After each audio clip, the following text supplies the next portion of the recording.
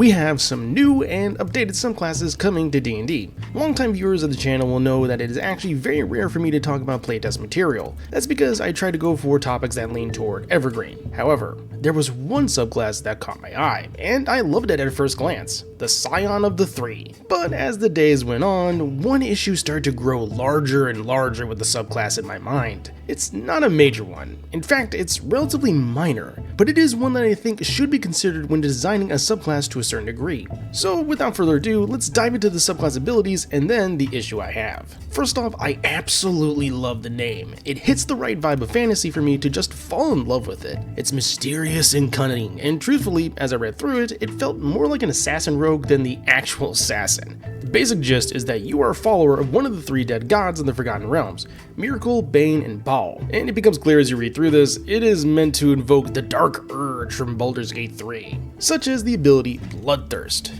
When if you hit a target who is bloodied with your sneak attack, you deal additional damage equal to half your rogue level rounded down. Additionally, this allows for a teleport type ability as a reaction when a target you can see within 30 feet of you is reduced to 0 hit points. This can be done a number of times per long rest equal to your intelligence modifier.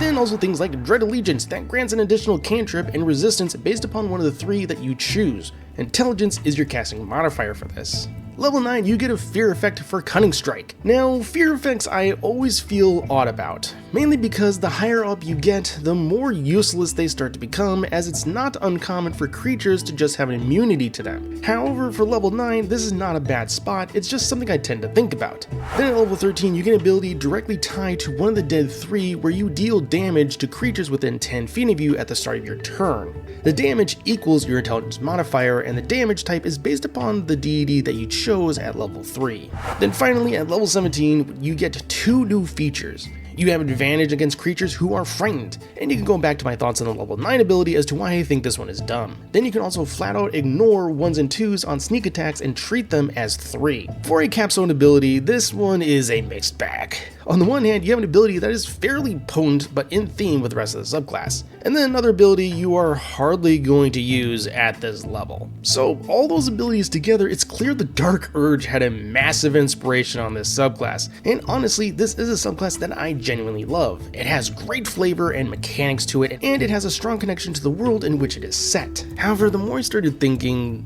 that actually became my biggest issue. The fact that it is so heavily tied to just one setting, which I know sounds like a weird issue to have at first, but think about it. Even for classes or subclasses we've got in the past, like Artificer or even Bladesinger, with those having strong connections to Eberron and Faerun respectively, they were made ambiguous enough to where you could, within reason, put them into another setting and it would work just fine. Clerics also don't have a list of gods they follow, rather domains. While in comparison, having a subclass that pulls from a direct list of deities that are specific to the Forgotten Realms really plants it firmly within that one specific setting. Now, the easy solution to this is to just say, well, those three gods now exist in whatever setting that you are running. And you are absolutely free to do that. I mean, Lolth was technically a part of Greyhawk first before she was brought over to Faerun lore, so it's not out of place. Yeah, I don't know. Like I said, it's a weird complaint or issue to have, but it's one that I just can't get out of my head. Just something I wish they had a setting or region agnostic name variants. Like how the Purple Dragon could also be the Banneret in the 2014 rules. They could also offer a potential list of other deities from different settings to help make things easier for DMs or players. Because as is, the Scion of the Three Rogue has a lot of strong flavor and fun abilities that make sense within the story it's presenting. But right now, personally, I have a hard time seeing it outside of Faerun. Though it is releasing the Forgotten Realms setting book, so again, it makes sense why it's so heavily tied there. Like I said, it's a weird issue to have, it's just how my brain works. Anyway, yeah, that'll do it for this video, folks. Thank you so much for watching, and I'll catch you all next time.